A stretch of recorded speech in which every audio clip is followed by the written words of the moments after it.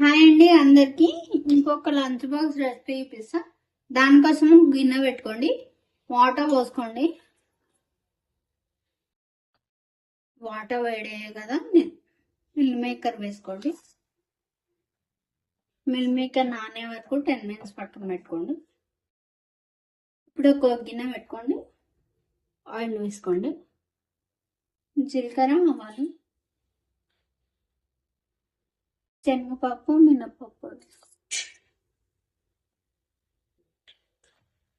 Onions వేసుకోండి, అల్లం paste, పచ్చిమిర్చి, కరివేపాకు,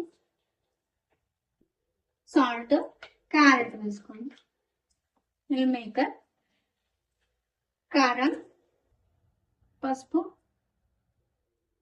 రైస్ వేసుకోండి, కొత్తిమీర వేసుకోండి. ఒకసారి కలుపుకోండి.